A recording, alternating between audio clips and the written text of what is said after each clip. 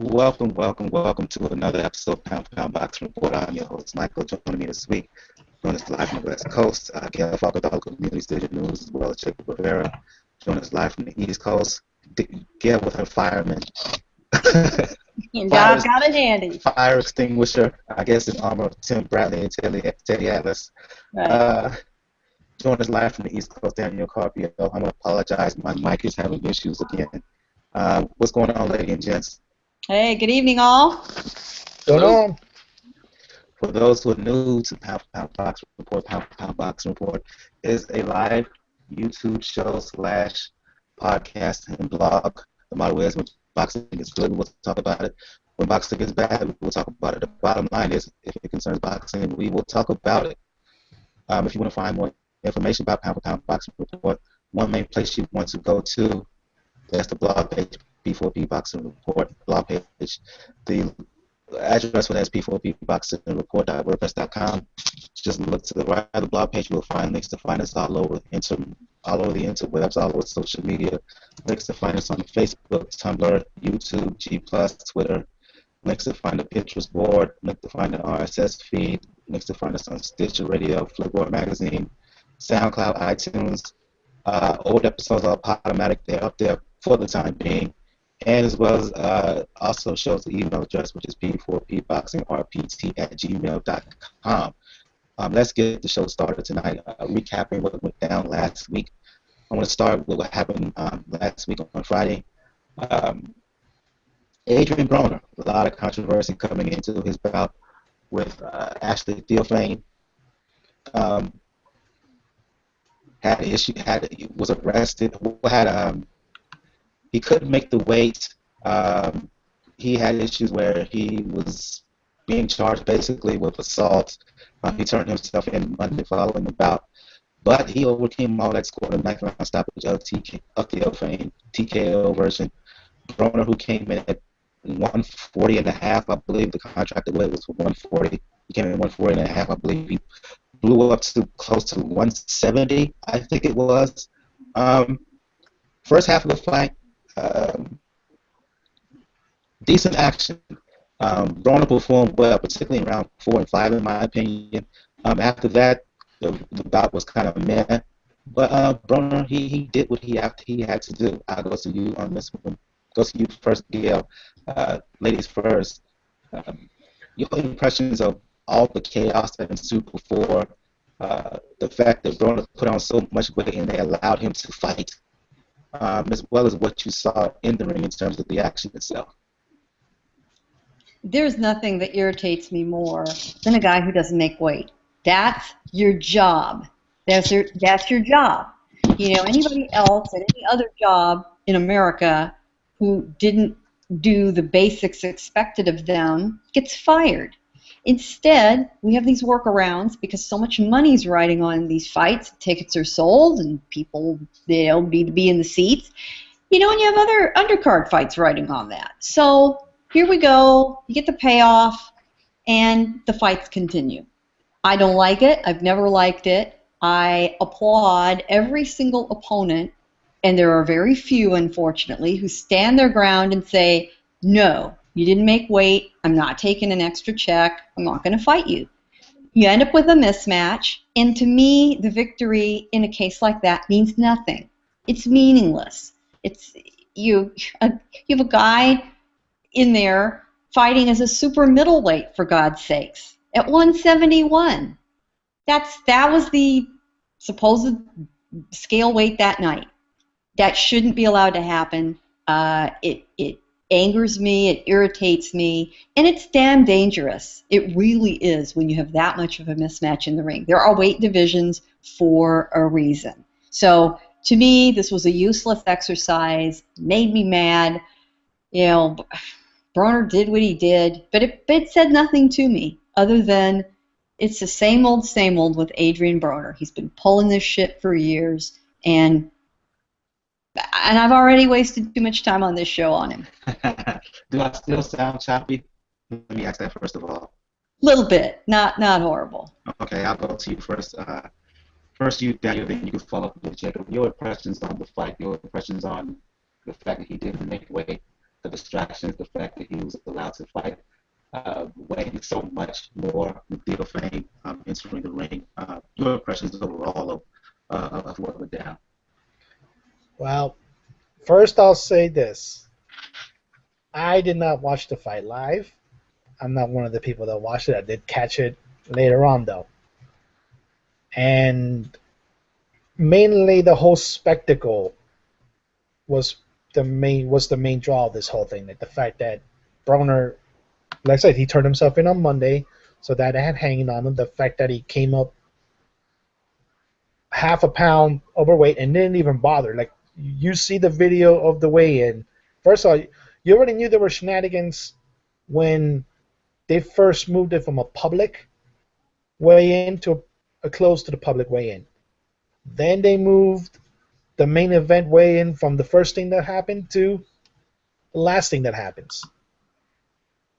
And then as soon as like Adrien Broner apparently stripped down to everything, came out with the weight, as soon as he was done, they gave him Pedialyte. And he started drinking. You're already much prettier than you then, and he didn't care about this fight. And as for the fight itself, I expected this before because Theophane by no ways and means was deserving of that shot. So Broner did what he was supposed to do. The first thing, though, that was weird first is apparently the Spike TV broadcast didn't even bother to show Broner or Theophane going to the ring. Second was how the fight ended. Because the way the fight ended was pretty weird. Broner hits Theophane with a low blow. And it's a blatant low blow. Theophane apparently tries to tell the ref, I just got hit with a low blow. And the ref took it as Theophane saying, stop. I don't want to fight anymore. That's how that fight ended.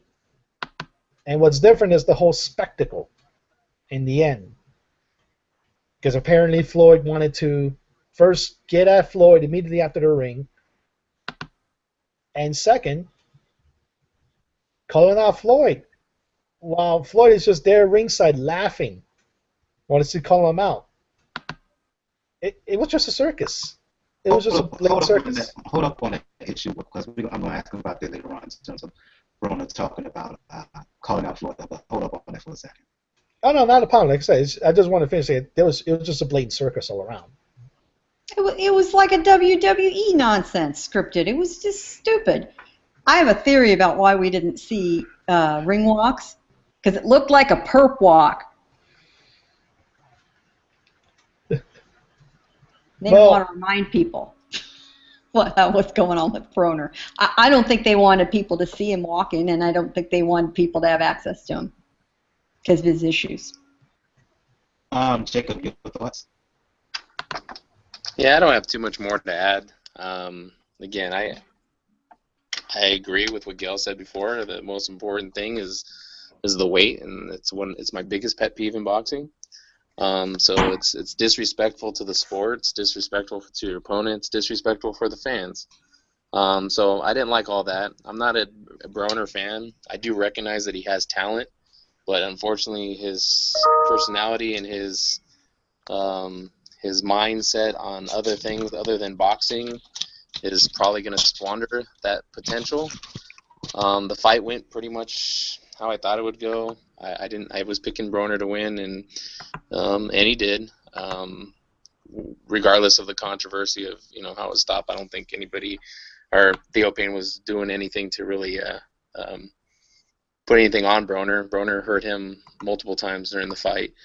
But again, and I know we're going to talk about some of the spectacle that happened after, but that's pretty much all I have to say.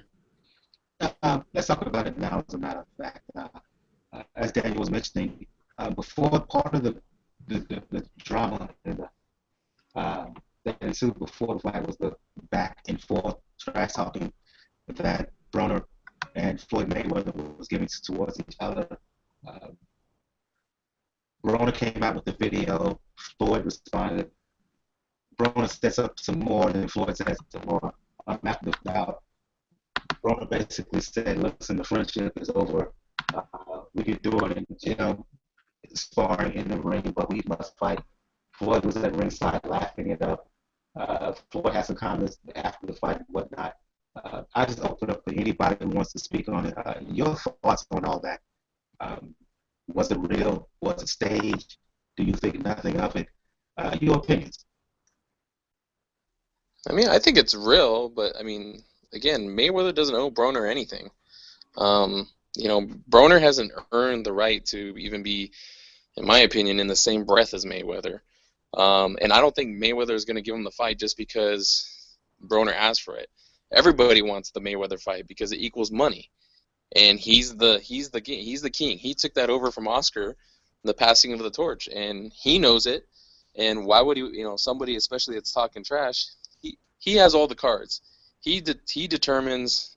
His whole career has been almost like that. He determines what's going to happen, how the fight's going to be, when I'm going to fight you in your career, how everything's going to go, the weight, everything. He determines that. It's on his terms. So I don't think he's going to give little baby brother, any mind to that. I mean, it's a joke to him. I agree. I mean, this is just an amusement to Floyd. It's like a little kid tugging at your pants. And you just, kind of just laugh off, somebody picking on you, down there. And a lot of us have been teachers in some form or another in our careers. And you have somebody that you think has talent or promise, and sometimes you're right and sometimes you're wrong. You do the best you can by them, but some of them, is just not going to. They're not going to develop the way you hope, and sometimes it's because they don't apply themselves, they don't listen to you, and the teacher-student relationship just doesn't work. I think that's what's happened to Mayweather and Broner. And if Broner hasn't been a good pupil of Mayweather, who can blame Floyd for saying, he didn't listen to me, this is not what I taught him, and to have him more or less disavow him. And then for Broner to turn around and whine about being discarded, it's very embarrassing. Maybe he needs to go back and look in the mirror and figure out why it happened and, what part he played in it, and see what he can do to correct that instead of just whining about it. It's ridiculous. What more is there to add to that? Let's look at the ways this has shaped. Broner learned from Floyd, but he learned all the wrong lessons from Floyd. He learned the attitude to be outside of the ring, but he didn't learn that Floyd, like I said, for as despicable of a human being people can think he is. Excuse me. No, not a problem, Mike. Like I said, as despicable of a human being as people may think Mayweather is, and there's a lot of merit to it, he at least does his job. He at least is disciplined at his job, and that is a lesson that Broner has never learned. And because, unfortunately, he's one of let's put it bluntly, he's one of Al Heyman's favorite guys. He's never had to learn that lesson. He's never had somebody legitimately sitting down and saying, look, you can't do this anymore, and you're not going to be rewarded for it. Because look what happened here. Okay, he lost to Maidana. He got a couple easy fights after that. He lost to Porter, and somehow got rewarded with a title fight at 140 afterwards. It just showed first to not care. And the reason why people would was stripped of the title. Yep. And Again. was stripped of it. Stripped of it on this scale. This is, I think, the second or third time this happened to him. Second time. Yep.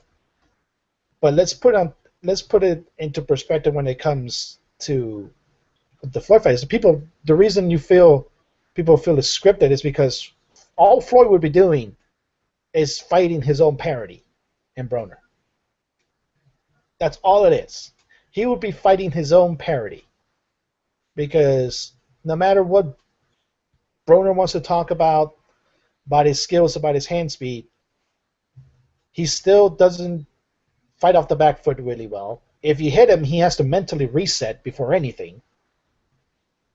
So you put that against Floyd, against arguably, well, you can't argue it, I think, now after the Pacquiao fight, the best in-ring technician of a generation.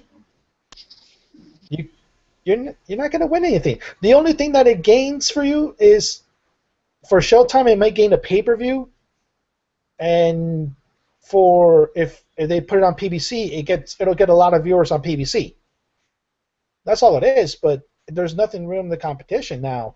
As far as a man, I can understand like Broner trying to be mad that Big Brother isn't following me anymore, but in the end, you make your own bed. As a man, you have to make your own bed. And you have to learn at some point that your actions are not going to be pleased to everybody. And Broner apparently has not learned that lesson yet.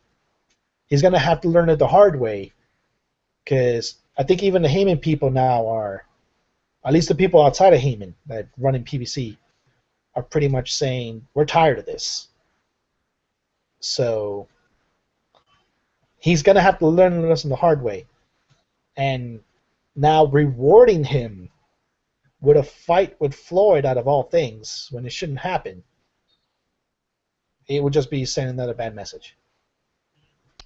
In spite of all of that, what you just said, and as well as what you said, Gail and Jacob, here's the thing.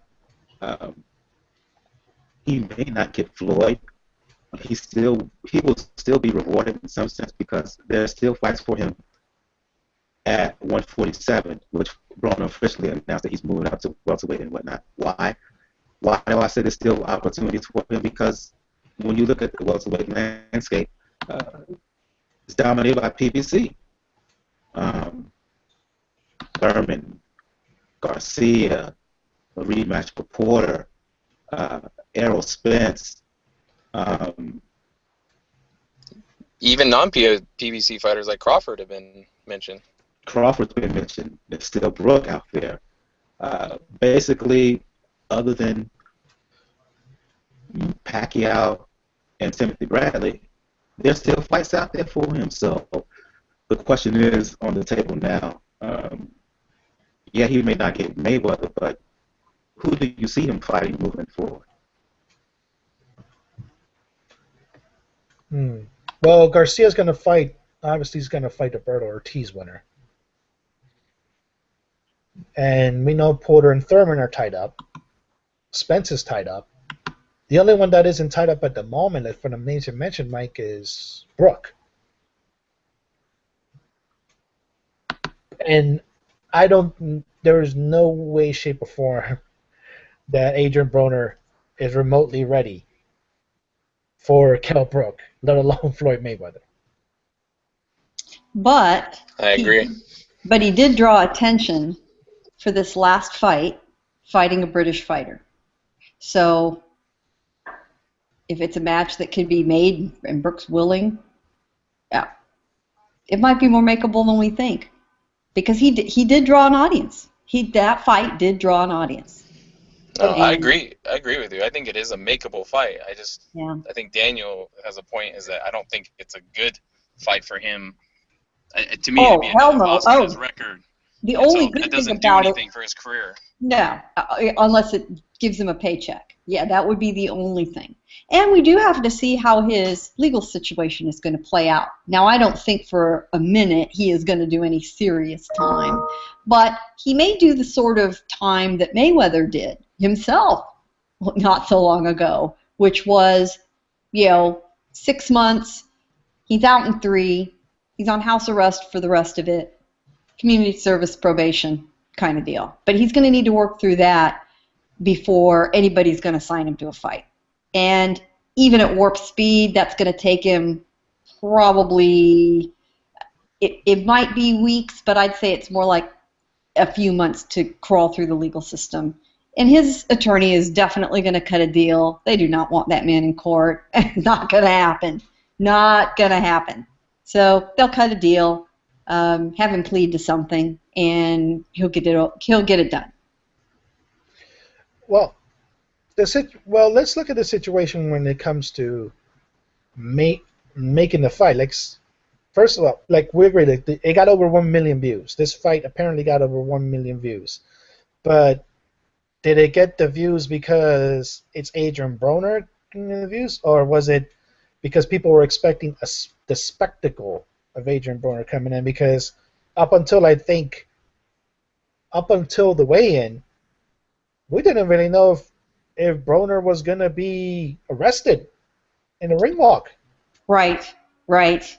So, Which is, very legitimately, even though he cut a deal, why I'm sure PBC didn't want to risk, seeing a deputy walk out, cuff him on the way in, and haul his ass out. I mean, weirder things have happened, right? yeah. So they didn't want to show him till he actually got into the ring. But that was the whole point. Like, people were not watching because Adrien Broner is a quote-unquote star. People were just watching because you might see a spectacle on live TV. No, you're right. I mean, Gotcha. it'd be like, if you saw a boxer on the way to the ring get arrested on the way to the ring, I mean, that would be something that would get talked about a lot. Yeah. So even when you think you've seen it all in boxing, you just never know. Yep. But like I said, the Brook fight is probably the most makeable Brook. But let's face it, Brook is now on the clock to get a big fight, and Adrien Broner ain't it. Yeah. Well, this may be a matter of musical chairs, matching everybody up, and when the music stops, everyone's got a partner with Broner.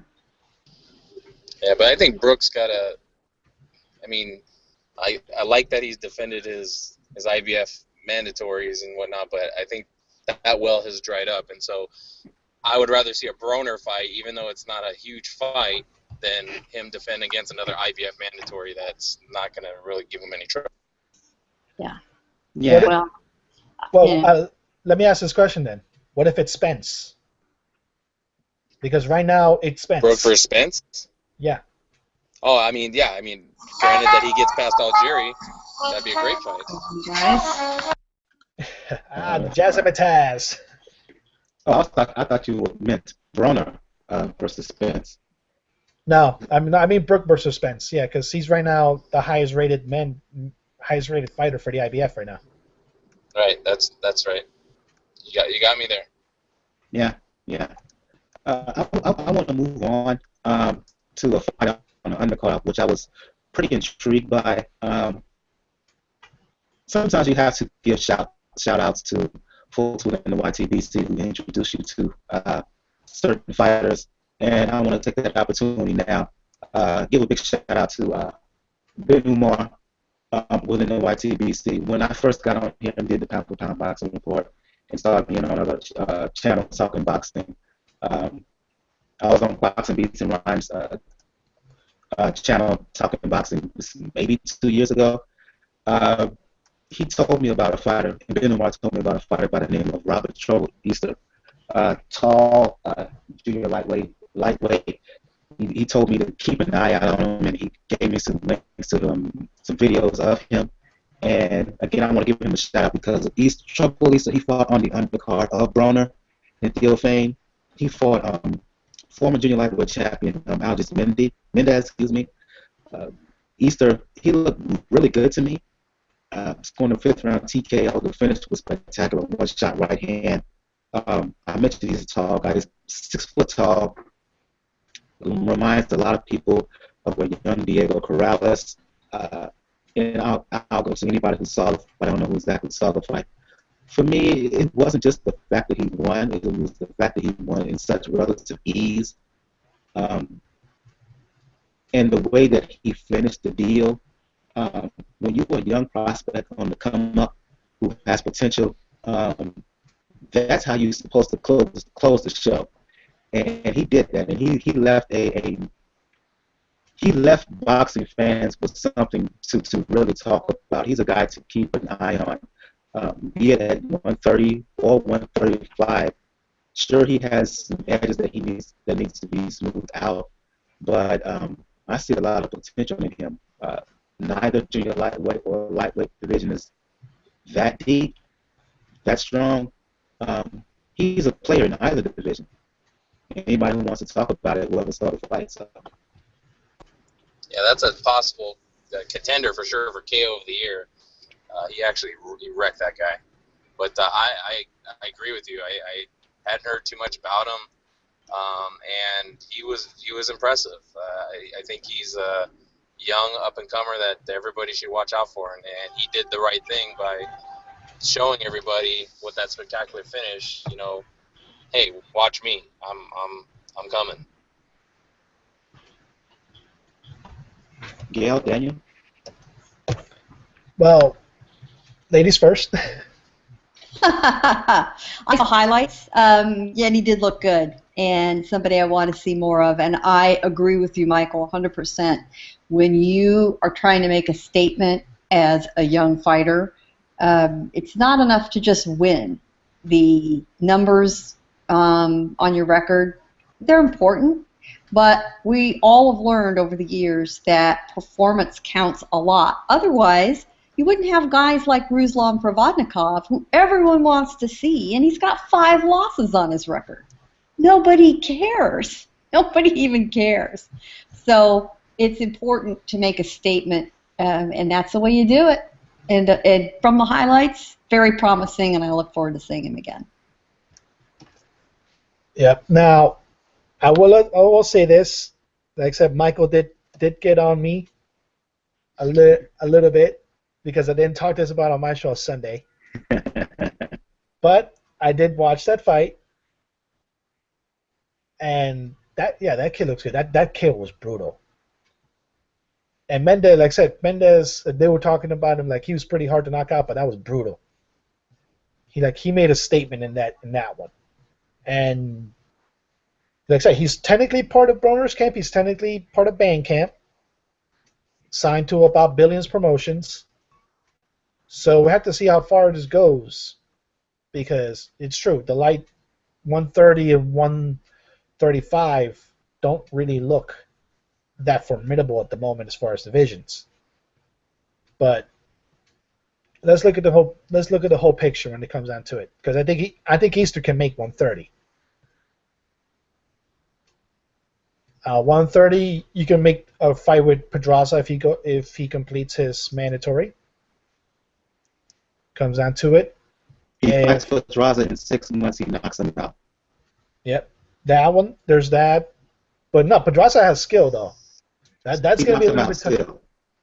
That's a little bit tougher fight now. Let's see. There's Rocky Martinez. Pedraza didn't deserve the decision against Edmund in my opinion. That I can agree with.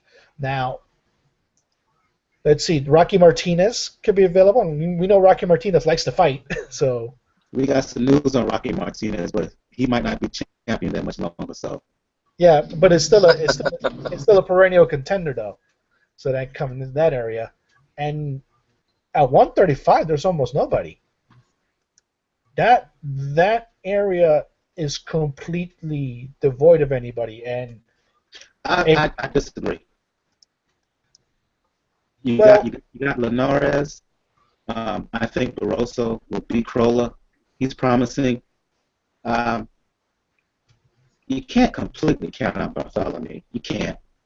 But he's beatable, and I'm not even going to mention Flanagan, because to me he's not even in the league of Linares or Barroso. Should Barroso beat Crolla? So. Well, I think everyone here pretty much knows my policy about Terry Flanagan. So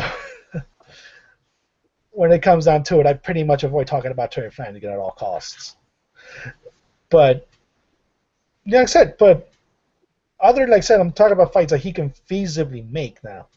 He's not going to make Linares fight, because Linares is a golden boy.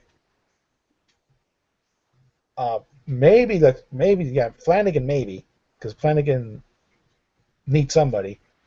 And if Barroso beats Crolla, which is it's true, there's a very, very good chance of that. Who's to say that Bob Arum doesn't send Felix Verdejo that way to coming into it, because this whole plan that Bob Arum has for Felix Verdejo, it ends this year with a title fight at lightweight. So we got to see how that happens in. But he's a very, very impressive kid. I just worry about Easter's, like, how his promotion is going to handle, because if we already see how Adrien Broner is as a fighter, how is he going to be as a promoter? Look, man, if the promoters really wanted to, they could get Gangster and buy Easter out. Well, yeah, it is true. Broner did make the mistake of actually uttering the name James Prince in the video. Yeah. So it's true. If we really could have, if folks really wanted to, if they could buy Easter out of that contract and disregard Broner, we really gonna be real tough. Oh man, yeah.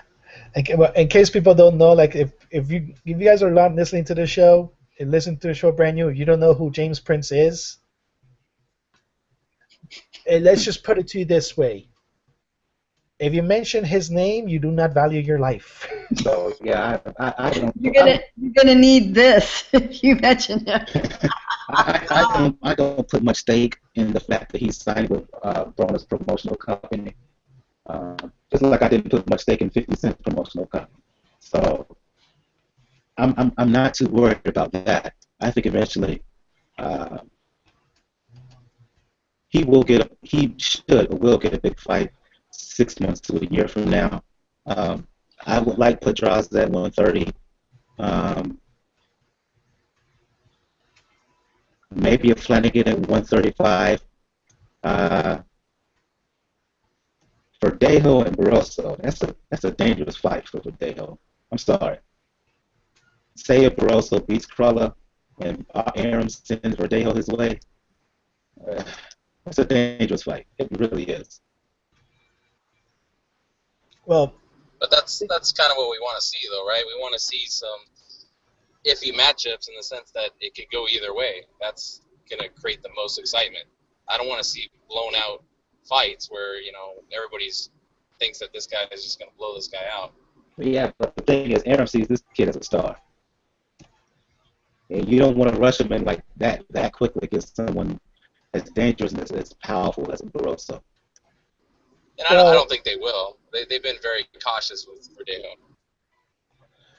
Well, the whole thing, Michael, is, like I said, there's not very options when it comes, other than Flanagan, getting an easy fight, because Barroso, yes, a brawler. Do you want to put him with Linares? Because even as good as Verdejo is, I don't think he's at the skill level of Linares yet. Oh, not quite. No. Hell no. No, not yet. I mean, everybody assumes he'll get there, but he needs a little more time on the planet and a few more rounds in the ring. Yeah, absolutely. I don't know if any of you guys. I haven't seen this fight in full. I've only seen highlights of it. Eric Molina knocking out Thomas Adamek. Apparently ended his Adamek subsequently retired after the bout. Like I said, I've only seen highlights of the tips of the bout. But for those who have any comments on it quickly. Wow. It was it was a good fight. But yeah, it ended in kind of a stunning fashion. But I mean, Adamek's been kind of he retired and then he come back and trying to have that last, go out on a win kind of thing. But hopefully he stays retired. Yeah, but Adamek was winning the fight on the cards up until that happened. No, for sure. I mean, and all he needed to do was survive. I mean, he just needed to stay on his feet, hold, run, whatever he needed to do to get to the end of the fight. He could have lost the remaining 3 rounds and it still won, but it was brutal. It was not going to happen. So quite a way to go out to think for 2/3 of the fight you were winning. Wasn't impressive, but he was winning. And he did, we'll see if he stays retired this time. I hope so, and it would be the right move. So very impressive for Molina. But if you think about the dominoes aside from Molina, you have to look back at the fight he had with Deontay Wilder, and then in retrospect, that victory becomes a little more impressive. That not just that. There's another fight I want to talk about afterwards, Gail. But this fight, it was a tale of two different things. Adamek was beating Molina throughout by using the jab and using the distance. But Molina, like in the rounds, I actually forgot the rounds. You saw he landed right hands, and you could tell those hurt Adamek. And even that 10th round, he was winning that 10th round handily. He was moving the distance. Molina didn't throw a lot until he landed that one punch right there. Yeah. And like I said, it was the classic tip over first to the front and then fall back. Yeah. Now, it was. Yeah. Now, some can make the case. Some of our Polish listeners may make the case that Adamek did beat the 10 count, technically, but you knew he was done. You knew. Well, you can beat the count, and the referees say, "Son, you're done." Yeah. I mean, that. Yeah. Just because you're on your feet when the 10 comes out of his mouth doesn't mean you can continue, and that's what the referee's there for. Yeah. Actually, on that note, I did want to send a shout out to the Blackwell family. It looks like he was out of his induced or a coma, and then he seems to be doing better. So absolutely, thanks for the update. Thanks for the update. Yep, that's a very, very good update. Now, first of all, hopefully Adamek does stay retired when it comes to this, because he has nothing to be ashamed of. He is until something, unless Fonfara completely blitzes the sport within the next few years. Thomas Adamek is the best boxer to ever come out of Poland. Of the professionals, no question. Yeah, of the professionals, he's the best fighter to come out of that country, so he has nothing to be ashamed of. And like I said, the belief was there, and the love was there to him in Poland. You could just tell that by the way the audience reacted to that knockout. Yeah. I said this before, and I'm gonna say it again. I said this before the show. It was like taking a bunch of little kids, putting them around a circle, and then having somebody shoot Bambi's mom in front of them. That's what happened. Yeah. Yeah, absolutely. I mean, you're right, and you did have to feel for that audience, man. You talk about the air going out of a room. If you've ever been in a room like that, it hurts. It really hurts. Yeah. Within your breakdown, Dan, you mentioned you wanted to talk about another fight. Yeah, the main thing, like I said, like Gail mentioned, like this looks better for Wilder all around, because on top of Molina getting this knockout, Joan Duampas, the guy who he fought before Artur Szpilka, he scored a decent knockout of his own against undefeated Robert Helenius. So in retrospect, when you look at this, Wilder's opponent pool looks a lot better than what it did when it was made. Because now you know Eric Molina has that power, and he has the patience to last being outboxed coming into it. And Duampas, we already knew how much he lasted against Wilder to the 11th. But to get a decent knockout against Helenius, who was undefeated at that time, that pretty much tells you the caliber of opponent that he was facing. So we do, in retrospect, have to give Deontay Wilder a little bit more credit than we did before. Absolutely. Let's talk about some news events that happened. Some breaking news that happened today, as a matter of fact. All the morning punching with Reggie Babe and Giandra from backculture.net. They had an interview with Bob Arum, and they were asking him about Mikey Garcia and what's coming up with him. And within the conversation, Arum mentioned that Mikey Garcia is no longer with Top Rank. They released him from his contract. kind of word on the curve live, if you will, via Bob Arum, who I got to admit I was really impressed with his the entire interview. You just go to backcoach.net. The episode should be up on iTunes and on automatic now. Interview took place early this afternoon. Your thoughts on the announcement from Arum that he's no longer working with Mikey Garcia, that Mikey Garcia is essentially a free agent. What does that mean for him? What direction do you see him going? And this is for anybody. I mean, obviously, it's a good thing for Mikey Garcia because hopefully he can get back in the ring, and we don't have a situation where he stays out of the ring so long that he loses the prime of his career. Although I don't like all these contract disputes and these fighters getting released at them. I mean, you sign a contract, finish your contract, and move on. If you don't want to re-sign with that promotion, then don't. But I don't like the precedent that it's setting, that, these fighters can just wait out their contracts or fight them, and then basically they just get, sick of it, and they either release it or hold some type of grudge. But hopefully we see Mikey Garcia in the ring soon, and we'll see if he picks up where he left off.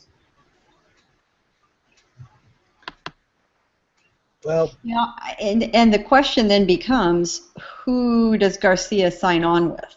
Is Al Heyman sitting by his phone? Is he going to go with Mayweather Promotions? Who knows? Who knows who's going to grab him up? It's going to be very interesting to see, and that'll tell us a lot about what his intentions are, is who he ends up signing with. And it's amazing how much we've forgotten about him. I mean, he's been out of the ring 2+ years. 2+ years. His last fight was January 2014. And, that was for the WBO super featherweight title at the time. And his fight before that, which was in late 2013, he beat Roman Martinez. So, here we go. And not that much earlier in 2013, he had beaten Orlando Salido, who, we're all completely hyped beyond belief to see fighting Francisco Vargas here in 2 months. So hell yeah. He's really, we're going to see how big, what price is he going to pay for having been out of the scene in what has ended up being a spectacular weight division for 2 years. The world has passed him by. We're gonna find out. It seems that way on the surface because if the plan was for him to fight at 140, the main fighters at 140, Postol, Crawford, Arum guys. Broner's not in that division no more. Who else is there for him to fight? Even if he was decided to drop down to 135, who's there for him to fight? Well, we just talked about the 135 division. We just talked about that. Who does he go with? Yeah, but and what weight division does he end up in? That is going to be another big question, and hard to say. I'm sure he could make 135. It depends on who signs. It depends on who he signs with. Rock Nation's gonna sign him. They love signing guys that with contract disputes. Because a Crawler, a Flanagan, if I were them, I'd make them come to my country. Linares, okay, but is he going to make that much money? You got Verdejo out there. You got Bartholomew. That's no real money. He gets a belt. Again, so the question is, A, who signs him, and B, when he finally gets in the ring, what division does he return to? Right. Well, right, and where are his fights going to take place? Because most of his last couple of years' fights, he was in Texas. He fought in Dallas. He fought in Corpus Christi, of all things. He's been at the Small Room, the Garden, the theater, at Madison Square Garden a couple of times. He's fought in Vegas. He's fought in Mexico. But, he's going to need to return probably somewhere in the Southwest, maybe in New York on an undercard of some kind. Remains to be seen where he's going to end up on, and he's going to have to do some tune-up fights. I mean, who the hell knows where he is? Talk about ring rust. 2 years. The question is, who knows who he is anymore? He was just beginning to build a name, just beginning to build his brand. He was on the cusp of that, and then he took essentially 2-year layoff, 2.5-year layoff. Well, folks have not seen him. I mean, even amongst the hardcore fans, he gets mentioned, but not as much as not in the way that other fighters are. And in the casual observers of boxing on HBO, he has gone by. I mean, you got all these fights, and who's mentioned him on HBO? Who's mentioned him on Showtime? PBC's been around for a year. Who's mentioned him there? He has to really get back to basics to build himself up again. Yeah, if I was somebody in that division, I'd be salivating to get a fight with them because, that long of a layoff, I mean, he could be ripe for the picking. You know what? Absolutely. And he's not, I mean, he's certainly not, tremendously old, but he will be 29 years old by the end of this year. And he's fighting in a new way, so he hasn't been in the ring, so his body hasn't really adjusted. Yep, exactly. Yeah, he would be smart to stage a fight under the radar at something like the level of an LA Fight Club, some equivalent of that, just to see where he is. Yeah, absolutely. Go ahead, Danny. That's the whole point, though, when it comes down to this. He's been out of the ring for 2 years. Like I said, people compared it to the Andre Ward situation because this was an absence of his own doing. But the whole thing with Mikey Garcia, first of all, like I said, I put it on Twitter, like the countdown to his PBC debut is on because everybody pretty much has the mindset that it's been Heyman pulling the strings all along when it comes to his displeasure. But also, there's the concept of motivation. He's made it pretty much well known that he'd rather be a cop than a fighter. Yeah. And If he wasn't from a boxing family, do you think he'd be boxing? No. Now, if at all? No, absolutely. No. I agree with you. Yeah, that's the whole thing. Like he doesn't do boxing because he loves the sport. He does it because he knows he's good at it. Well, if that's his real mindset, then he's even more right for the taking. Yeah, but I mean, he's immersed in it. It's the family business, and whether it's boxing or something else, it's a really difficult road when everyone expects you to go in the family business, and you're groomed to go into the family business, and you have no passion for it. But you do what you think you need to do to make everyone around you happy. If you love your family and you want to participate in their lives. You kind of go along to get along. It turns out he's talented at it.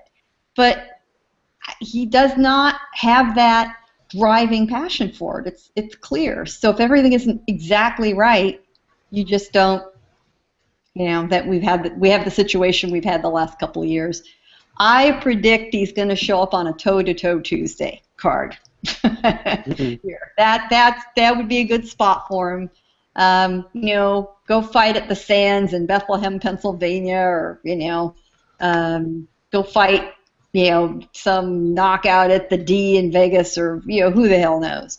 And people do watch those, and that's in the PBC universe. They could test him and see what he looks like. Yeah, the only gambit would be in reality is if Oscar signs him.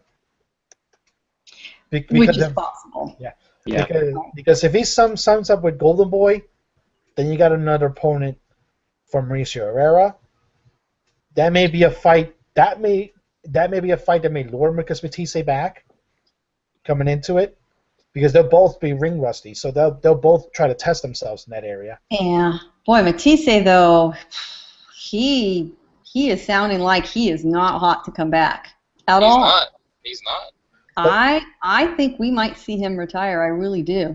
Yeah, but it also shores up the fact that that Golden Boy doesn't have much well-known talent at that weight.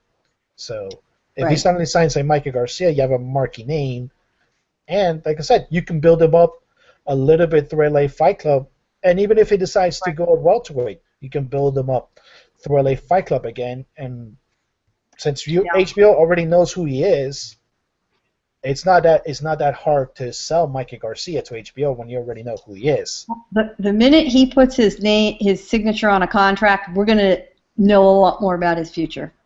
That will tell us a lot. Absolutely. Yeah, but the HBO thing though too is that they have a little bit constrained in their budget too. So I don't know. Yes, he has that relationship. Yeah, but Mikey is going to come cheap right now. Well, we'll see. I mean, I think Mike had a good point in the sense that he's known to most hardcore fans, but he has to build that brand again, and it's really going to tell us a lot off that first fight if he doesn't have the mindset that he wants to be in it, and that ring rust comes to haunt him. It could be a bad investment. It could be, but the thing is, I don't see him back on HBO this year. If he fights at all, it's going to be next year. And by next year, who knows? HBO might have actually invested more into the boxing budget, so they might have more to come in. And then now we're talking about 3.5 years. Oh no, he's still going to be fighting LA Fight Club. It's just now he's actually going to be active. Instead of actually being on HBO, he's going to be on Estrella TV or streaming on ringtv.com. He's still going to be an active fighter.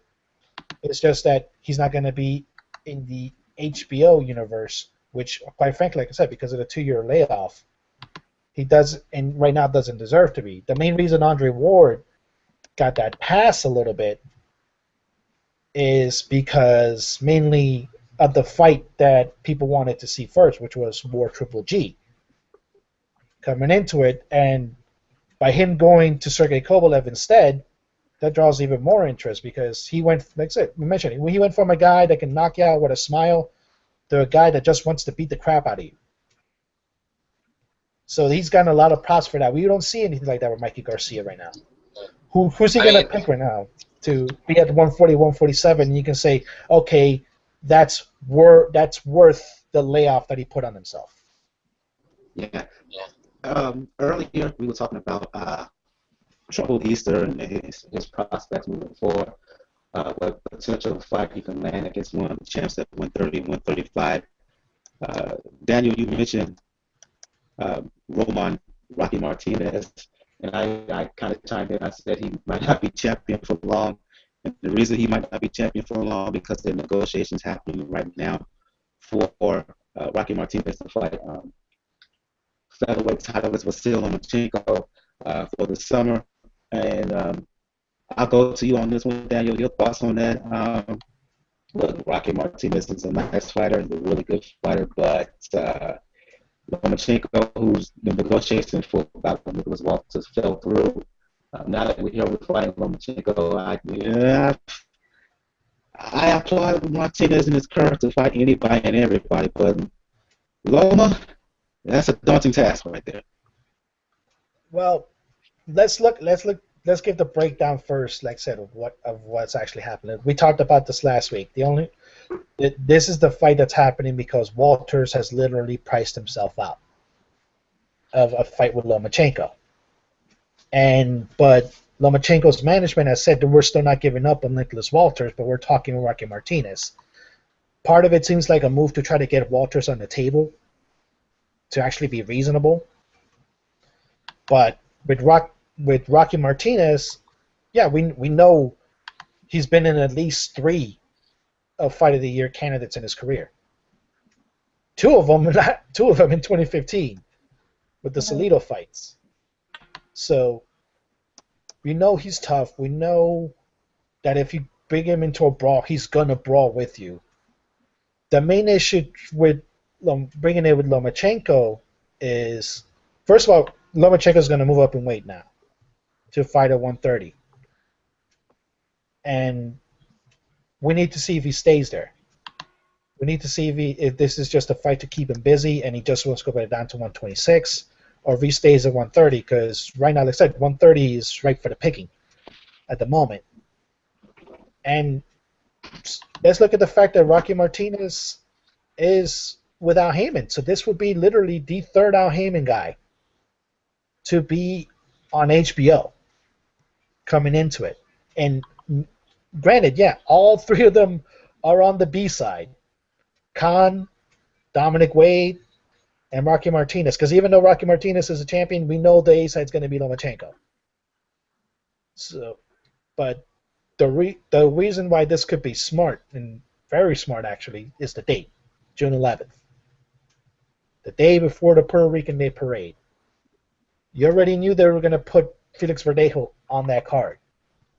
Now you're going to put the main event with a Puerto Rican champion? You're just guaranteed that place is going to be packed and excited a lot more. And you're also guaranteed that you're not going to have a lot of Puerto Ricans walk out after Verdejo's done.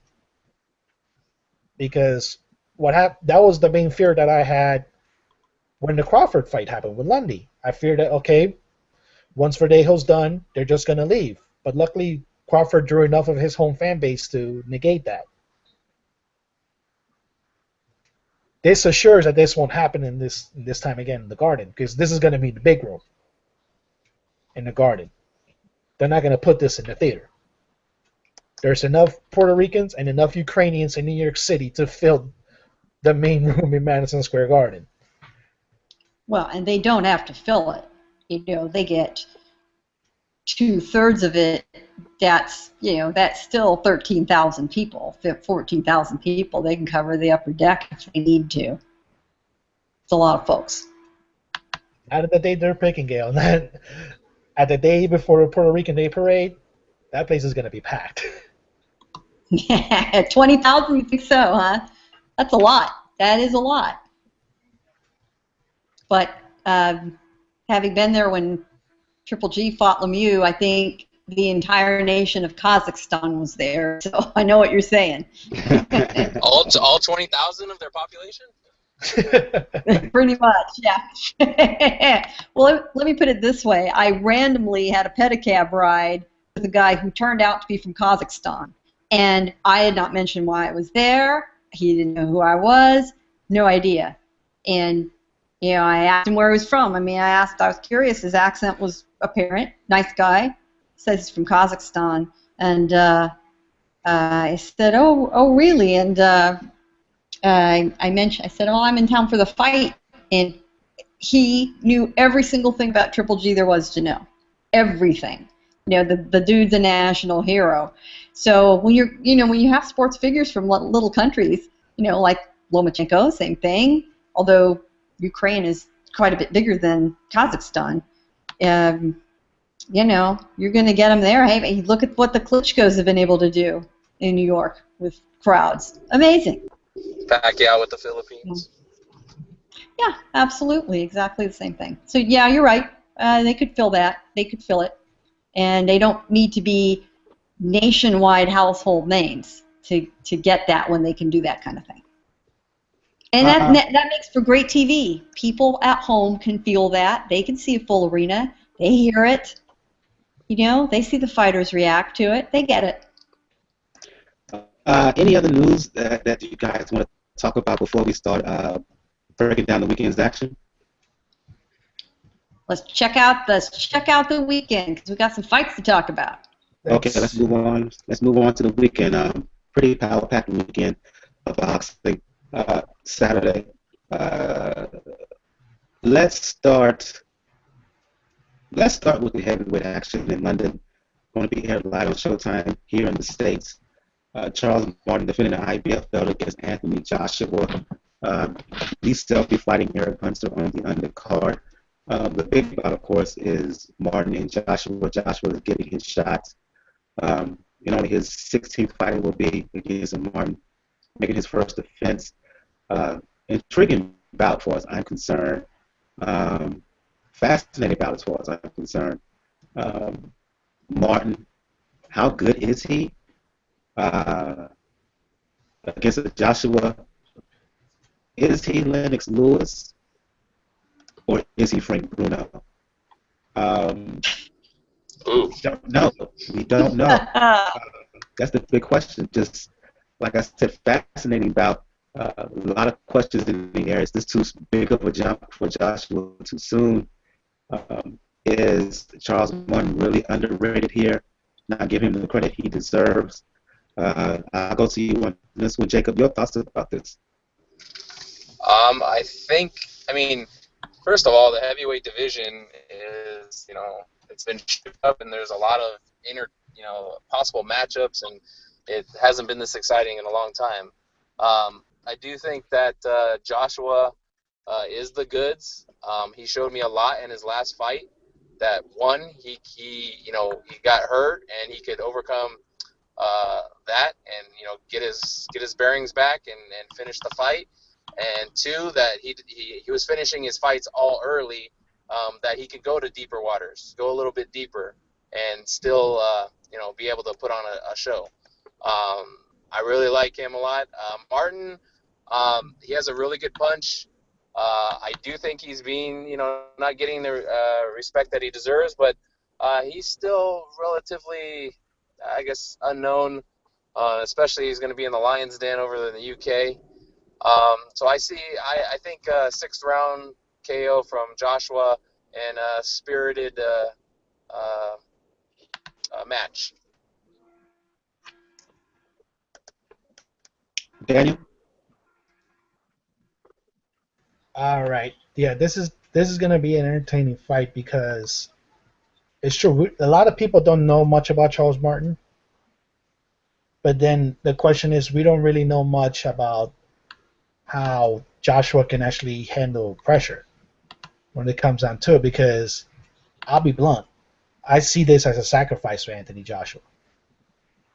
To be blunt, because Charles Martin, as far as the caliber of opponent, he's probably below Dillian White, and Dillian White was his last opponent. And from the fights that I've seen from Charles Martin, he doesn't focus to the body a lot. And that's what hurt Joshua. If you look at that fight with Joshua and Dillian White in the second round, those body shots that Dillian White threw at him had him breathing heavily. Yes, he got initially hurt with the left hook, the counter hook. But yeah, Dillian White, when he landed shots to the body, Joshua, he clearly felt them. Yep, and he felt coming into it. Now, like I said, big ups to Joshua for coming back to it and scoring vicious knockout afterwards.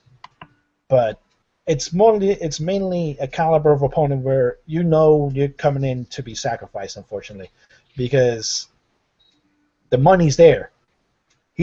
Charles Martin's going to make a little bit over $8 million from this fight. If things go right, because I think he's getting some money via Heyman too, I believe.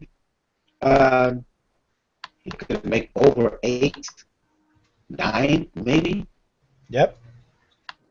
$8-9 million, and in reality, when it comes down to it, that is the question for Joshua that you raised. Is he Lennox Lewis or is he Frank Bruno? Or actually, more recently, is he Lennox Lewis or is he David Price? Because David Price was that young British heavyweight coming up, but as the competition got better, he blatantly got exposed in the end. And nobody's pretty much had taken him seriously since. We don't know what's coming in with Joshua, because Joshua's coming in all fights, all knockouts, but they're all domestic. So we need, right. And with Charles Martin, that perception hasn't changed. Yes, Charles Martin is a champion, but the circumstances of how he became a champion are very murky. It's mainly because the IBF, at the behest of Cafe Duba, enforced a mandatory for Tyson Fury that they knew he wasn't going to take, because they knew the Klitschko fight made him more money. So Charles Martin wins a belt because he fights Glaskov, and Glaskov blows out a knee. Right. So how can we consider that winning a belt?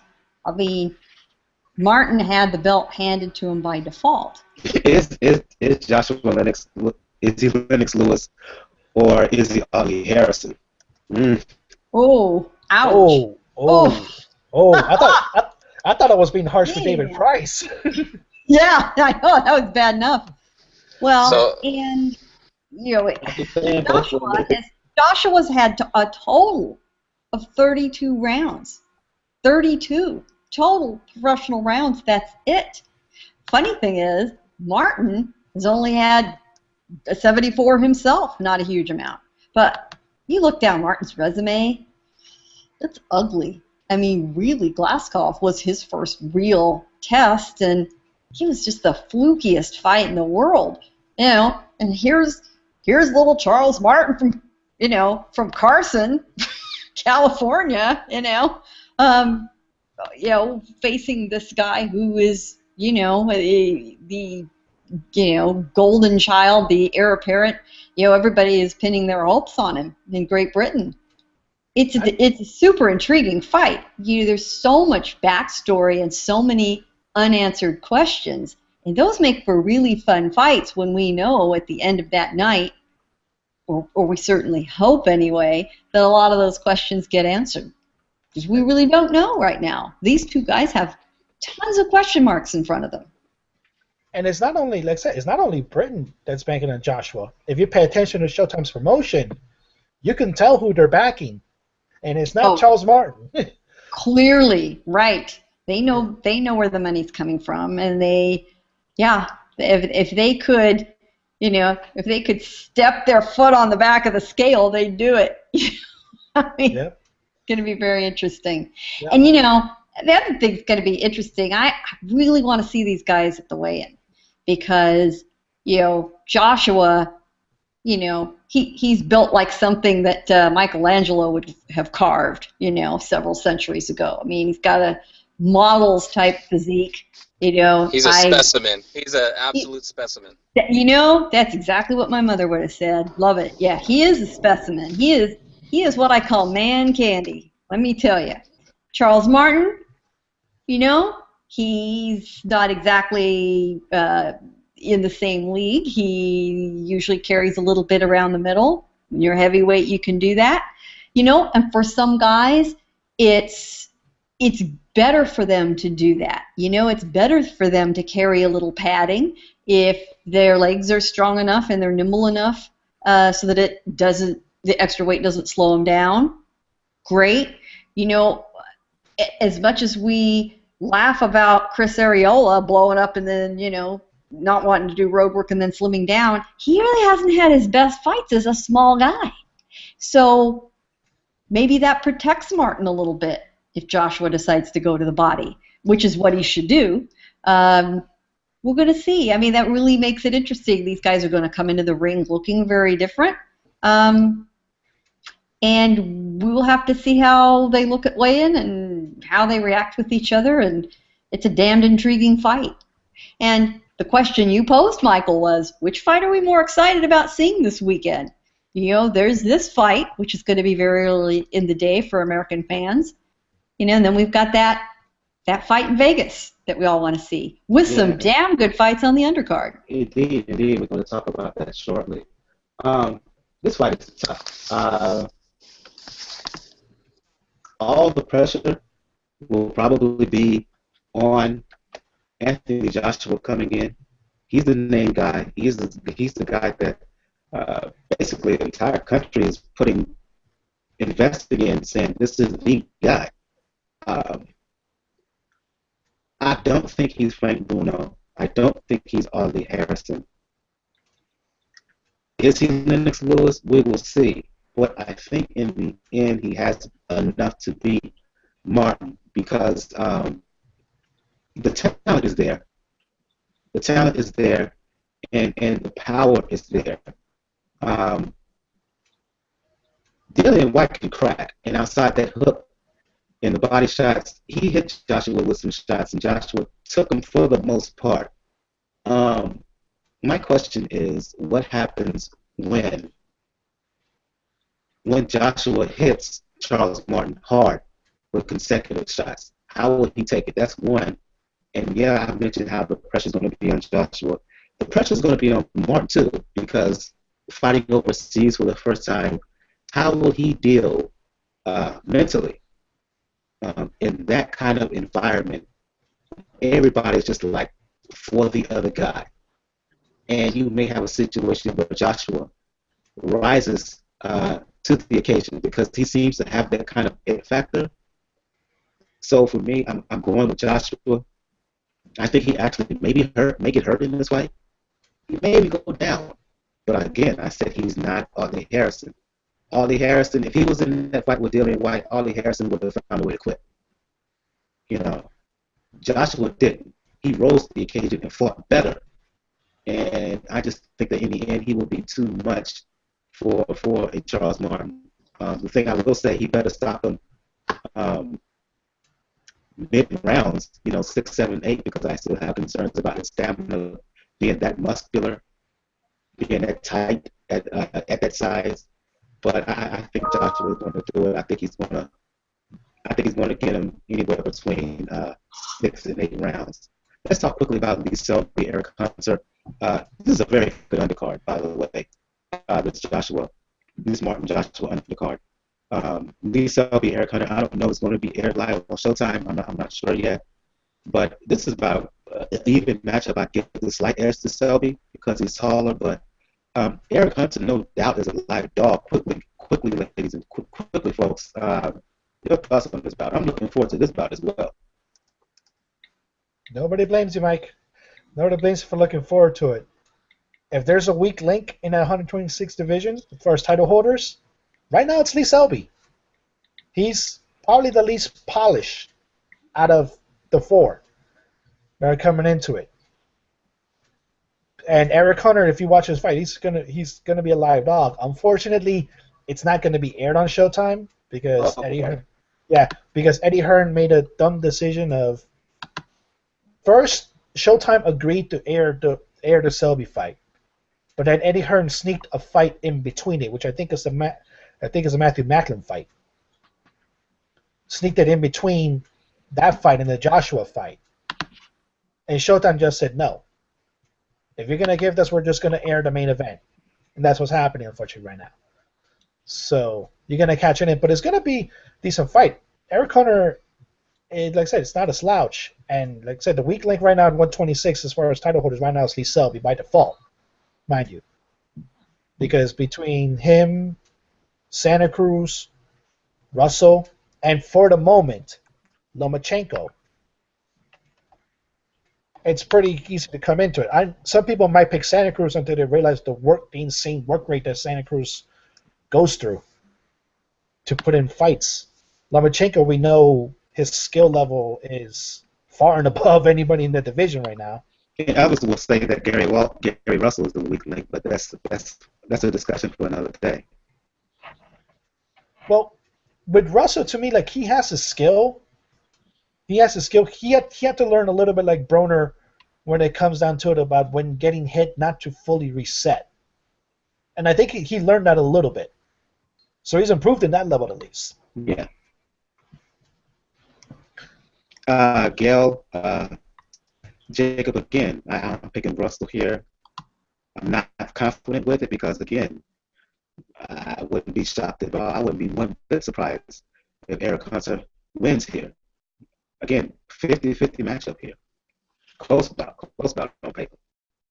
I agree, and I also agree with your comment, though, about Gary Russell being the weak link. There were a lot of hopes pinned on him, and he hasn't delivered. And he's got a lot left to prove. I'm not sure he can. So, be that as it may, yeah, I think this is definitely a 50-50 fight. And a shame that American audiences aren't really going to see it unless they seek it out on YouTube. But it may be well worth looking for. And unfortunately, there's so much else going on this weekend. I think this fight's going to be forgotten on this side of the pond. That's what streaming's for. Yep. Jacob? Yeah, I mean, I think I'm going with Selby in this fight. I agree it's an intriguing matchup, and hopefully it is a good fight. And I wouldn't be surprised if either man won. I do disagree, though, on the Russell comment. I don't think he's a weak link. I think He's lost a fight, but he lost to Lomachenko, who's, as we know, is heavily skilled. So, I mean, almost in the same regard as when people lose to Mayweather, and it's kind of like, well, the guy's the best in the division. He's, one of the best of all time. So, that's what people do. They lose to these guys. He did come back and beat, was it Gonzalez or? Yeah. I think it was Gonzalez. So, I mean, I think Gary Russell can right the ship and be a factor. But, well, that's, I guess, remains to be seen. And again, we talked about, Gary was mentioning the Pacquiao Bradley bout in the undercard of that. This is a damn good undercard, too. We mentioned Selby and Hunter. Jamie McDonald, who I'm very impressed with at bantamweight, he's fighting on the undercard. You mentioned Matthew Macklin, he's fighting a big domestic fight against Brian Rose, and plus the debut of Conor Benn. For those who do not know, Conor Benn is the son of Nigel Benn.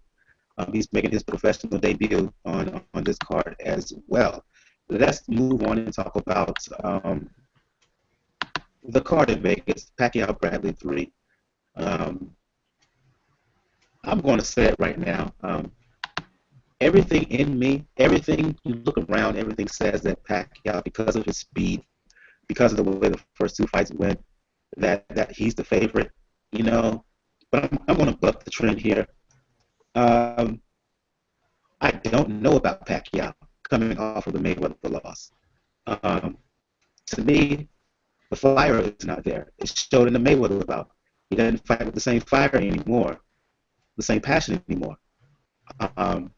Coming off of a shoulder injury, And I think that Bradley is fighting with some renewed vigor. I think Teddy Atlas is a big plus in his corner, not just from an emotional standpoint, but from a technical standpoint as well. And if you look at the second fight, the first half of that fight, Bradley was winning. He buckled Pacquiao with the right hand.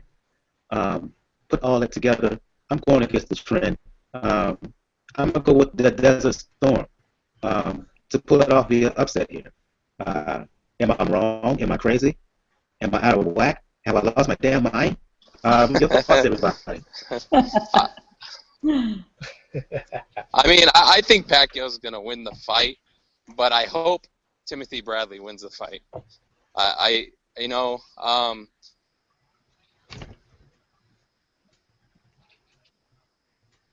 he's had a long layoff. He's coming off a quotation mark injury to the shoulder. And I'm always going to put those quotation marks because, just because of evidence that I've seen in the fight that we saw. And, I don't put too much stake into the whole Atlas Bradley thing yet because they fought a Rios that was all but not there. So I can't really, I don't know what to make of that relationship yet. So I don't know how much of a factor that's going to be. But I do think, Pacquiao does have some, does have skill, does have speed, and can probably, get this win. But I wouldn't be surprised if Bradley pulled it off. But I am going Pacquiao by split decision. Well, I think visual aid shown here. Michael, if you're out on a limb, I'm hanging off out on the edge right there with you. I think that Bradley will take this. I do like this. For those who are watching us live on YouTube, that is a fire hydrant. That is my fire hydrant. Oh, I thought it was giant crayon. Not fire hydrant, fire extinguisher. Fire extinguisher. I'm sorry, fire extinguisher. Sitting right there. We are firemen. In reference to the fireman comments, that Atlas gave to Bradley. And if there is anyone within the sound of my voice that has not seen the infamous corner speech by Teddy Atlas during the Bradley Rios fight, which is referred to as the "We Are Firemen" speech, Google on YouTube, search on YouTube, "We Are Firemen" and take a look. Epic. They're going to be in the sequel to Backdraft, I heard. Epic, yeah. But let's talk about the context in which that speech came along. That was between the 8th and 9th rounds. Bradley was handily winning the fight. handily winning. He could have stood still for the last half of the fight. He was still, those last 4 rounds, he would still have won the fight. Instead, Atlas told him essentially, step on the gas. You know, don't hold back now. Go for it. You know, we are firemen. You know, we live for the heat. We love the heat. And a guy that will encourage his fighter to, you know, close the show like that instead of playing it safe, that's exactly the kind of thing that Timothy Bradley needed. He has come so close to losing fights when he backed off at the end or made a mistake because he wasn't focused near the end, like in the Vargas fight. This is exactly what he needs. And that kind of attitude seems to have completely reinvigorated him mentally and emotionally. Meanwhile, across the ring, you have an opponent who, you know, Pacquiao has had a brilliant career. Brilliant. Very much like we were speaking about Adamek earlier. He never has a single thing to be ashamed of. Ever. He is an 8th division champion. He's a hero in his country. He is going to go on and have a completely different, visible career as a political leader in his country. Having said all that, he's tired. He's just tired. It's perfectly okay to fight for a paycheck, but at this level, that you need a lot more when you're looking across the ring at someone as hungry as Bradley appears to be. And I think that's what's going to make the difference. Now, there are things Bradley has to do. Bradley has to keep Pacquiao at bay. He's got to throw a lot of jabs, or Pacquiao is going to dart in, dart out, use the angles, try to get Bradley, you know, off a steady stance and trip him up and, you know, mess with him. If he knows that he hurt his ankle before, he's going to try to employ those same kind of tricks again. But I just don't think Pacquiao has got it in him to push to the end. I just don't. So, Michael, you and I, maybe the branch breaks off with both of us hanging off on the end, but we're both out there. And again, for me, I hear your point about you don't totally buy it, but I if you watch Bradley in interviews, when you see the interaction with him and Atlas and footage of them sparring, the engagement back and forth between each other, it just seems to me that Timothy Bradley is in a good space. You know, he's peace of mind, peace of heart on one hand, but yet he's really pumped up at the opportunity. And I just think that personally, for me personally, that's going to be a key. You put all that together, I think he's going to be highly motivated, and he's clear thinking in his approach. He's clear thinking in what he has to do. No outside distractions. No one attacking him in restaurants or anything like we heard what happened with Pacquiao or whatever. He's just in a good mental space, unless he has an injury that we don't know about. Assuming he's 100% healthy going in, I think he's in a real well. Maybe he's learned to adjust to that in terms of healing, in terms of working on the lower body prior to about stretching. Could be also what he eats. Remember he was a vegan for a long time. No meat or anything heading into a bout. He's changed that now. So maybe a change in his diet will help him alleviate those leg problems as well as some different training techniques. But again, I just think he's in a real good spot. And when you look at Pacquiao, to me, he's right to be beat. Bradley is right to put on a real fight here and give Pacquiao real hell. Daniel? Okay, I know you and Gail are on the ledge. Me and Jacob were far away in the middle of the floor, because as much as I want to give credit to Teddy Atlas and Tim Bradley for that fight against Rios, even by the hours after that fight, I kept negating the fact that they were just fighting the Brandon Rios that was just thoroughly unprepared. Thoroughly unprepared. So I can't gauge how of improvement of a guy when the guy that you're fighting with was unprepared. At the level that Brandon Rios was unprepared. So the thing that comes into it is, when it comes to this fight, this is the only thing that's different. This dynamic between Atlas and Bradley, this is the only main thing that's different. Nothing has really changed as far as skill level, as far as the intangibles that Bradley has, and the intangibles that Pacquiao has. This is the only thing that's different. And yeah, I can agree with you that Bradley's in a good place right now because Atlas is the guy that he needs.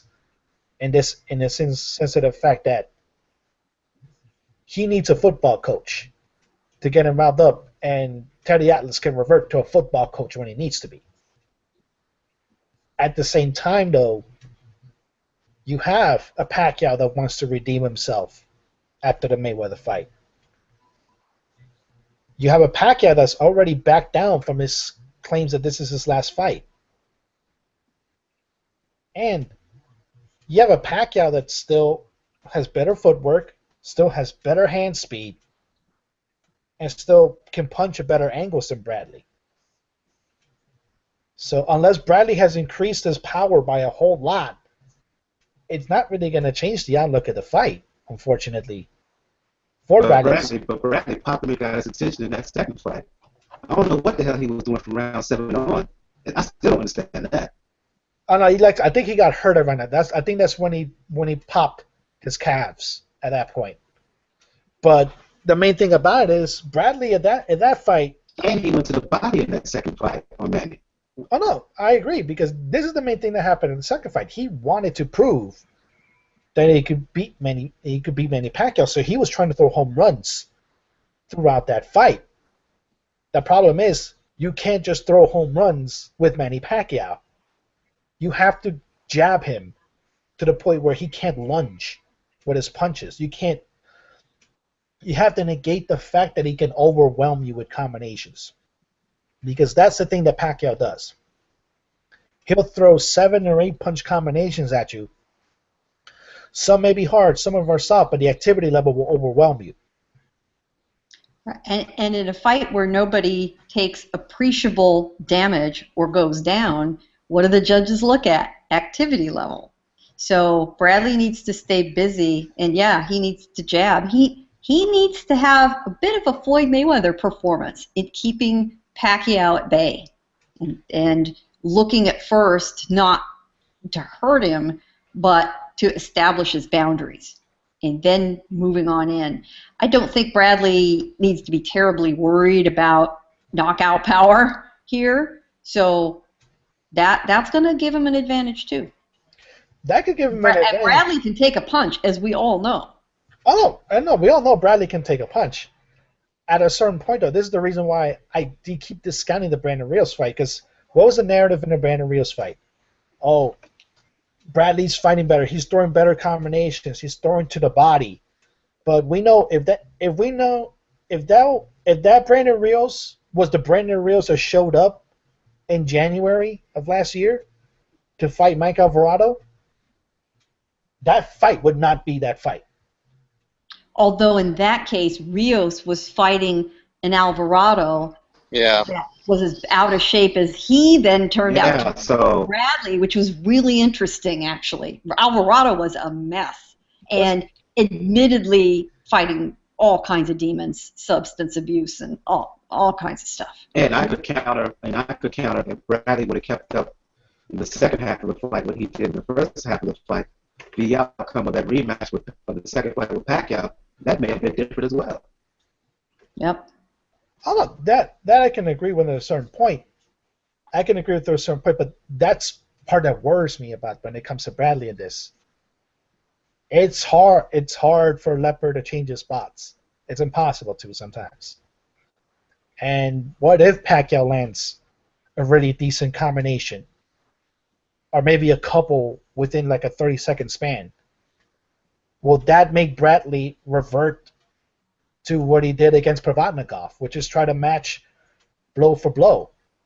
And Timothy Bradley, for all intents and purposes, cannot do that. Well, I think he learned a valuable lesson in that fight. I mean, even though it was a fight no one will forget, very exciting to watch from a fan perspective, he looks back on that and says, "What the hell was I thinking?" And he has not done that since. But he also had something to prove emotionally at that fight because of what had gone down with Pacquiao. So there's some very interesting dynamics to this matchup. When it was first announced, I was disappointed. I've really come to like this fight. Let's talk quickly about the undercard. The main battle undercard I wanted to talk about is Arthur Abraham traveling to the state to fight Gilberto Ramirez for Abraham's belt at super middleweight. I'll just go quickly here. I'll go to you on this one, Jacob. Your thoughts on this about Abraham? He's fought. I have to give him credit. He's fought very well this last 2-3 bouts out. At first, I thought he was just like really on the decline, set to be retired, but he's kind of had a bit of a resurgence in his career lately against Ramirez. 2 years ago, people thought of him as a real hot prospect, a real star. He's kind of, his fights recently kind of leveled off. I haven't seen the increased improvement from fight to fight. At first, I thought he had to be a potential superstar, but again, watching his last few fights, he's gotten hit a little bit more than I like. The move up to 168, because he originally fought at middleweight, I hadn't seen the increase in power as he's fought consistently at 168. So, again, this is another intriguing bout. The experience of Abraham, the strength of Abraham, the power of Abraham against the young upstart Gilberto Ramirez. Jacob, your thoughts? You spoke on it. Abraham was, a threat to the division, years ago, prior to the Super Six, and he's been mainly just fighting in Germany and fighting a lot of the same fighters over and over, and kind of holding hostage of that. Was it the WBO belt, which is basically like a German belt. But he is in boxing years. I think he's kind of on the tail end of his career, and I really like this Ramirez kid. I think this might be surprising, but I think he's going to really take it to Abraham and win a unanimous decision, showing a next level of class. I just think Abraham just isn't the fighter that he was. That time has passed, and I think this young, hungry lion is going to come in. He's got the stage to prove something, and I think he's going to make himself known with an announcement of his performance. Daniel? This is an interesting fight in this aspect of the fight. First, the utter disbelief that this fight is not in Germany, for one thing. Because if this fight was in Germany, we already know pretty much the stack was going to be against Zurdo. But Zurdo still got a lot of flaws to his game. And Arthur Abraham is no slouch. He's very, very skilled. He does tend to have a little bit of an awkward style at times. But, like I said, the main crutch has been, people negated the fact that he's fought in Germany. He hasn't fought in unfriendly territory that much until now. This is going to be the first time where he's fighting outside of Germany against against a Mexican crowd, most likely. So we're gonna see either Zurdo Ramirez prove that he's worthy of being that mandatory challenger, or we may see an Abraham that's looking at April 30th of this year and seeing that a contemporary of his, Lucian Bute, who was in the Super 6, who was a champion, having a resurgence in his career. Because remember, we all thought Bute was done after the Pascal fight, but he's had a pretty nice resurgence in his career. He's watching that. He may be watching Badu Jack. He may be watching James DeGale, and he's thinking, maybe I do have what it takes to hang around still in this division, especially now that Andre Ward's not in it. Yeah, that's the key. Yep, so maybe Abraham is going to come in a little bit more motivated because he now sees the fact that maybe he can get the winner of this, of either, if it's either going to be Jack DeGale, Butte DeGale, or Butte Medina, or Jack Medina. He may be able to think, I'm be able to take these guys. And not to mention, I could probably easily take him back to Germany when it comes to it. So you may see a motivated Arthur Abraham in this situation. And I like Zurdo. He's a really good kid. Like, I know Aramis tried to build him probably as the next Canelo as coming up, but I think he's too skilled. He's too much of a wily dog. So I don't think it's going to be a knockout, but I can think it's going to be a close but a unanimous decision for Abraham. Yeah. I am really thrilled with seeing all this activity in the super middleweight division. So that gives this fight even a little more weight, pun intended. And yeah, it is the wily veteran versus the up-and-coming bright young star. Zurdo's going to have all he can handle. Abraham, there's been a lot of talk about Abraham gets gift decisions in his home country and in Europe and so forth. He earned those. He earned them. He's one tough mofo. And we're going to see what he's made of. We're going to see what both of them's made of. But there's so much talent on both sides, from opposite ends of the spectrum, from somebody, that is coming closer to the end of his career than the beginning, and then the opposite for Ramirez. It's a great matchup. Due credit to Arab, the whole undercard is excellent. And especially if our main event does not live up to our expectations, we're going to be very, very glad for this excellent undercard. It will really save things. And, who knows? We could have a fight on the undercard that ends up being the equivalent of Mura Vargas was on the undercard of Canelo. You never know. Don't say that. Yeah. That was a superb fight. I think that's what everybody is expecting now, right? Ever since that fight happened, is that, maybe one of these undercard fights will be like that fight. And you know what? And it happens more often than people think, because we don't always get to see the full undercards unless you're in the building. Jacob, you and I are frequently in the building. If it's in Southern California, we're in the building. Start to finish. Great fights, yeah, to the bitter end. So we see the Min Suk Kims that nobody's seen on TV yet.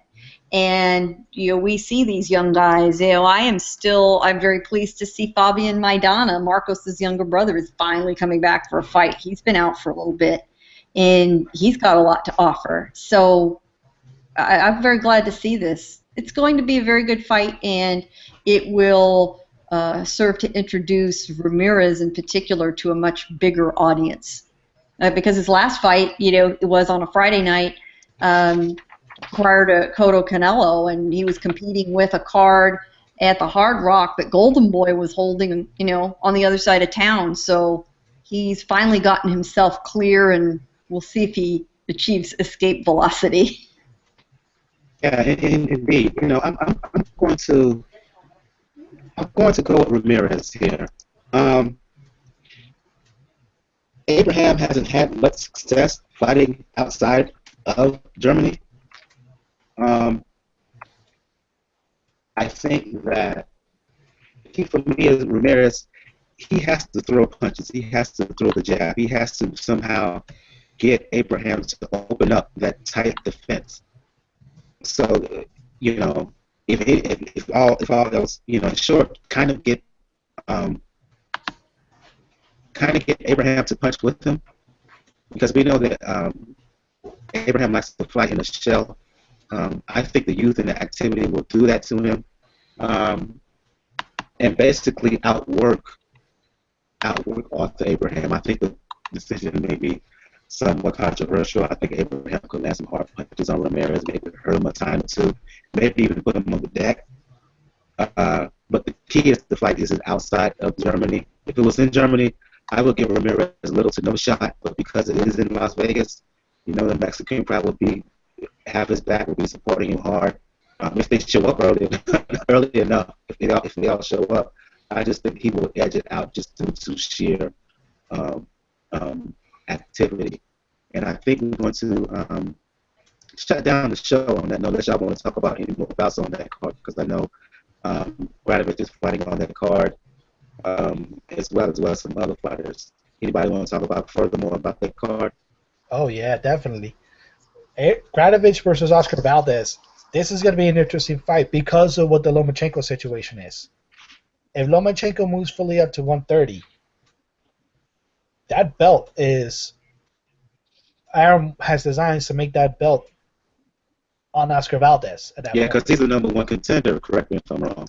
Yes, he is. And Radovic, like I said, Radovic is a pretty decent fighter. He does fight really well. Like I said, he's one of the model students of Robert Garcia when it comes to it. So that's going to be an interesting fight to see, because now I think Valdez knows what's on the line when it comes to that. And they're both on a big stage, which gets guys at this level pretty hyped. So there's going to be a lot of adrenaline flowing for both of them. And let's not forget something. A lot of people have actually, I've seen this happen a lot, where a lot of people already started doing like the top rank older boy comparisons of their fighters once again. So Oscar Valdez often is being compared now to Jojo Diaz. And Jojo Diaz, we've seen, he's shown that he's ready for an HBO moment. Oscar Valdez did come up on HBO once. He didn't look really good on it, so he had to go back down a little bit to True TV. He has to show now, especially after people make the comparisons with Jojo Diaz, which is a possible fight that they could make now in the future. Two bright Mexican-American stars coming into it. You have Oscar Valdez with the Olympic pedigree. You have Jojo Diaz with his hand speed and deliberate punching that comes down to it. That's an interesting fight for the future coming up. And that's a comparison that I know Bob Arum is making. A lot of people are making. The most notable person that made it, I think, is Steve Kim, that made those comparisons. He asked it out loud who people thought was going to be the better fighter. And it was 50-50. If you look at it down at it, half the people said Valdez, half the people said Diaz. I said Diaz, but it's very, very close. Valdez has the chance to show me something different in this fight. Because Radovic, look, people forget, he is a former world champion. So he's done his due, and this is going to be a fun fight to me. Yep, but excellent fight. There is one other fight that I recommend people watch. They'll have to watch it on the live streaming because it's far down enough on the undercard. But we have welterweights that are going to fight 8 rounds, and one of them is a Lithuanian who is out of the Robert Garcia camp, and he's got a whopper of a name, so I'm going to give it my best shot. It's Adrien Broner. Something like that. I think I'm pretty damn close. Try repeating that. Adrien Broner. Pretty good. I'm pretty good with these Slavic names. He's 12-0, 11 knockouts, and he looks good. He's an interesting character, and he's going to fight a German fighter who I think kind of got bundled because of Abraham, but he is also 15-0, 8 knockouts. His name is Deniz Ilbay. Deniz, D-E-N-I-Z is his first name, Ilbay. So they're going to fight 8 rounds welterweight. Somebody's has got to go. But I look up Adrien Broner. Go find the bout sheet. You can Google his name, and you'll see him on YouTube. You're going to be very impressed. You're going to be very impressed with what you see. So that one's worth watching. Top Rank is going to live stream all the non-televised fights. So definitely worth your time. After you watched Joshua and Martin, get yourself a drink and then go hunt up the Top Rank stream and watch the rest of that stuff until they go to the pay-per-view. It's literally almost right after Joshua Martin, too. Yeah, it is. I think it starts at 6 Pacific, 6 Eastern, 3 Pacific. So, and look it up at Top Rank boxing.tv. That's where you'll find it. Yeah, absolutely. I think we're going to shut the show down on that note because I can tell my mic is probably sounding horrible right I now. guess I'll talk to you guys Yeah, next. start to give up the ghost. Yeah, I gotta fix these mic issues before the next show. And I hate to have to go to my old mic, but I may have to do so. I'll just go around and hang out here. Give folks a moment to kind of tout their own stuff. Starting with ladies first. Gail Falk with all the communities digital news for folks who want to talk boxing or anything else, Game of Thrones or anything else. Let the dogs, let the folks know where they can find you. Well, for boxing, which is what we're all here for, my column runs on Communities Digital News, and that's COMM, COMMDIGI News, COMMDigiNews.com. I will be ringside. I will be heading to Vegas once we shut the show down and I throw some stuff in my car. I got to get out of here. So you will see my reports from Las Vegas through the weekend from Pacquiao Bradley. But I definitely will be sneaking off to watch Joshua Martin. And tell you run into Raging Babe and Jen, tell him Brother Jay from Pound for Pound said what up. You bet. Hey, all the ladies of boxing on the West Coast will be there, so I'll represent for all of us, all the rising star women photographers who are starting to come out of Southern California. We had a event at LA Fight Club, and one of the sides of the canvas, ringside photo positions were all women. It was glorious. Loved it. Loved it. We'll all be there. Fan and pretty much regular show now, Jacob Rivera. For folks who want to talk boxing or anything else, let the folks know where they can hit you up. Yeah, I could be found on Twitter at JRATM23, and then also on my boxing site, jabhookboxing.com. I want to thank Michael for having me on the show, like always. And if you guys like what you listen to, give him a like on, subscribe, give him a like, write him a review, and help him out. He does good stuff here. It's a good forum. We got good people on here. Of course, follow everybody on the show. Listen to Daniel's show on Sunday. And I'll be looking forward to seeing what Gail tweets from the fights. Indeed. And to Jacob's report here, check us out on iTunes and on SoundCloud. Leave some comments and review there for us. Tell us what we're doing right with the show and what we're doing wrong with the show, which is first and foremost, give me a damn mic that works right. Daniel Carpio joining us from NY. For folks who want to talk boxing or anything else, let the folks know where they can find you. All right, folks. You can find me on Twitter at Raucus99. I do my writings at the Inscriber magazine. Coming in, like I said, I've been a little bit low right now, but I'm gonna catch up real soon with you guys because, like I said, we got a lot of fights to talk about. And on Sundays, me and the folks over at Fort Boxing News, you see them periodically here. Jerome Francis, we talk what's happening during the week, and like I said, we're gonna have plenty of talk about this Sunday coming up because a lot of titles may change hands by the end of the weekend. Yeah, well said. Well said. Absolutely. For folks who want to talk boxing or anything else, you know what it is. Brother JR on Twitter at Brother JR76. You'll find out more information about the Pound Pound Box Report. Again, go to the blog page, P4P Boxing Report.wordpress.com. I need to do some updating on that, including adding the feed of the Anthony Joshua Charles Martin final press conference, which took place earlier today. I will have that up on the blog in a few, as well as the weigh-in for Pacquiao Bradley. I will have that up tomorrow as well. Go to the blog page, look on the right of the blog page. You'll find links to find us all over social media, all over the interwebs. Facebook, G+, YouTube, Twitter, Tumblr. We got a Tumblr page. We got a Pinterest board.